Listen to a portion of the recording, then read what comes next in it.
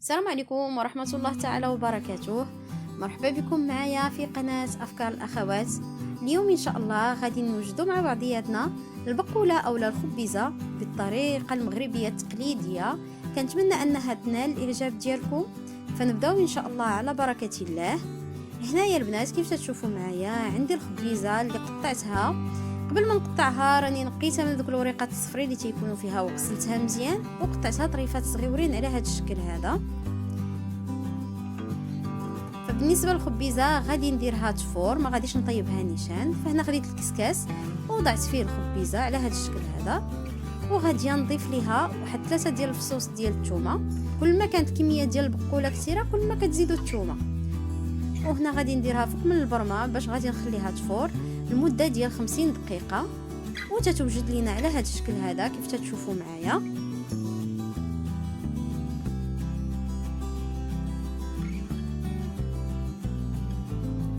فهنا خديت واحد الطنجره غادي نوضع فيها الثومه اللي تفورات مع الخبيزه.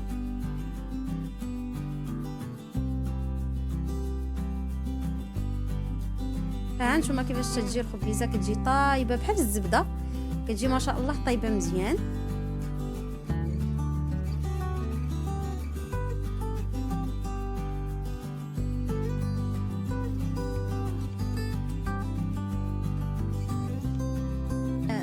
فهنا غادي ناخذ الزيت غادي نوضعها في الطنجره اللي وضعت فيها الثومه، وغادي نضيف عليها العطريه. عندي الكمون، عندي شويه ديال الحار، عندي الملح، وعندي التحميره.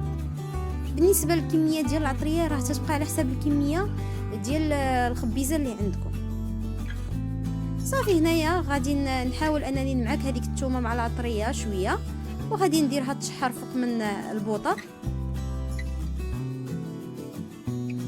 من بعد ما بدات تشحر ليا العطريه غادي نضيف عليها واحد نص حامضه صغيره مقطعاها 4 ديال الطريفات. غادي نضيف ليها الخبيزه،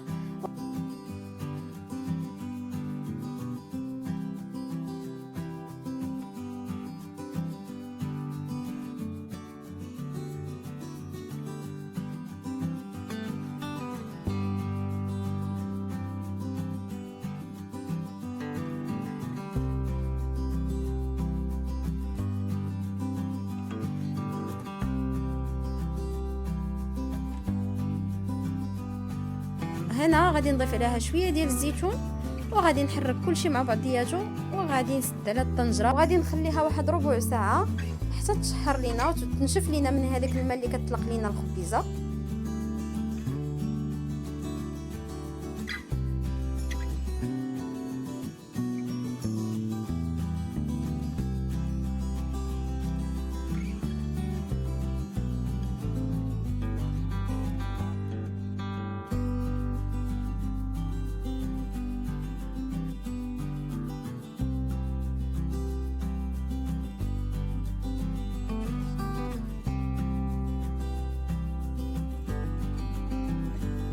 صافي وهكا كتكون وجدات عندنا الخبيزه على هذا الشكل هذا. قدمتها في هذا الطويجين هذا. كنتمنى الفيديو ديال اليوم ينال الاعجاب ديالكم. فاللي تيزور قناتي لاول مره ما تبخلوش عليا بالاشتراك ديالكم وتفعيل الجرس باش ديما ان شاء الله توصلوا بالجديد ديالي. والى عجبكم الفيديو خليوا لي لايك وتعليق.